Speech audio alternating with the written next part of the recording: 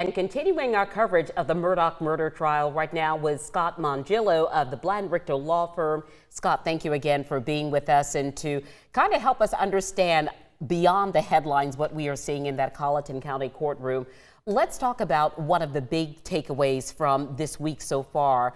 Of course, we are in week 3, and the big takeaway on yesterday was that Judge Clifton Newman determined that there is information that would be allowed in the court proceeding, testimony regarding Alec Murdaugh's alleged financial crimes. As a result of that, we are hearing from witnesses that the jury was not allowed to hear last week.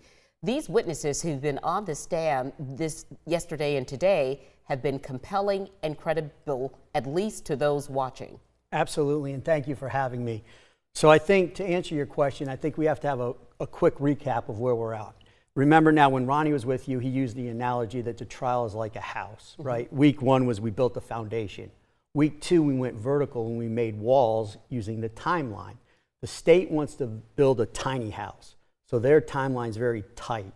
They say at 8:45, he was on the kennel. In the video, you heard his voice. And at 8:50, all meaningful activity on Maggie and Paul's phones end. So that's a very small room. Now, Team Murdaugh says, no, he was taking a nap from 8:05 to 9. Okay, so that's a very wide, large room. And that's kind of the fight you have in week 2.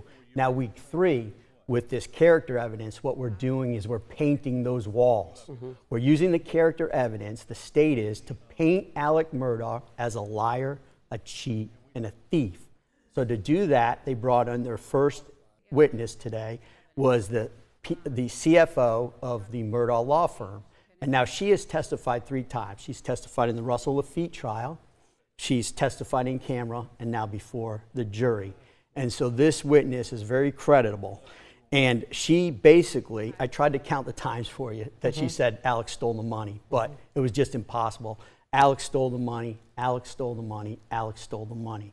So that's what they're trying to do now, paint Alex as that liar.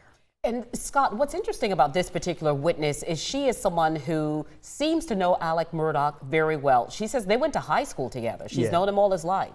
Yes, and she was very upset with Alec, and that's on cross-examination, something that Jim Griffin tried to bring out, that she had an axe to grind against Alex, that she was angry at him and upset. And the same thing with Ronnie Crosby, because Ronnie Crosby and his fellow partners had to come out of pocket to pay millions of dollars in restitution to the victims of Alec Murdaugh. So that's the way the defense tried to confront these witnesses. And the other way they did it, and it's very important, is the judge's limiting instruction we talked about yesterday. Now, this is a paraphrase, this isn't a quote, but the judge said this: the evidence of the financial crimes and other crimes is allowed for the limited purpose to assist the state in proving motive, but it may not be considered to prove the charges listed in the indictments, the murders. So remember what the state's theory is. Alec Murdaugh killed his wife and son to gain sympathy and time and distance, right?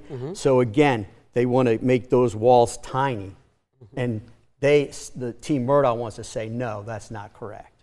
So how does the defense salvage Alec Murdaugh's credibility for this jury? Right. Well, and that's what Jim Griffin did. That's what he tried to do on cross. First is to get that limiting instruction, and then to attack these witnesses to show that they have a bias or a motive to testify against Alec, like the CFO who was personally hurt by him. Do you believe Buster Murdaugh, who we've been seeing sitting behind his father, we know that he's actually on that witness list that we saw several weeks ago, and yet he's in the courtroom. Do you believe that Buster Murdaugh, the surviving son, will in fact be called in as a witness? Yes, it's possible. I mean, the reason Buster's there is to sit behind his father, to tell that jury that he doesn't think his father committed these murders, okay? But Buster, you know, I do feel sorry for him. He lost his mom and his brother, okay? But if you call Buster Murdaugh up on the witness stand, there's a couple bad facts for him. One, when his dad was facing his bond hearing, Buster was found to be in Las Vegas gambling. And there's video of that. Yes. So that's a bad point for him. Also, there's the issue of how he got kicked out of law school, okay, for, I guess, plagiarism. So his credibility might be questioned on the stand. And during the in-camera proceedings, Buster wasn't in the courtroom, okay? So when the jury wasn't there, Buster wasn't there. So those types of issues could be brought up, you know, is he there just to show support in truth, or is he there just when the jury's there? So you believe that that is in fact very deliberate on the part of the defense and making sure that he is behind his father when he needs to be seen? Absolutely. When the jury's there, Buster's going to be there. Yeah, one quick question, Scott. We're just about out of time, but the issue of sequestration, the jury we know is sequestered. That means that they can have access to what? We think of them as being, you know, just in a place with no phones, no TV. Is that the case for a jury when they are sequestered? Well, they're one, they can't talk about anything about the case with anybody. Anybody, their spouse, anybody, okay? And two, they can't even discuss the case with each other until the judge gives it to them. And as far as the sequestration goes, they're not supposed to try, they're supposed to avoid everything like this. They shouldn't be watching this or on social media or anything like that. But they can, in fact, watch TV and speak with loved ones or other people, but not about the trial. Correct. So it is actually up to them to be honorable in that request. And most do. I mean, yes, right. absolutely. All right, Scott, thank you so much again for your time. We appreciate it as always.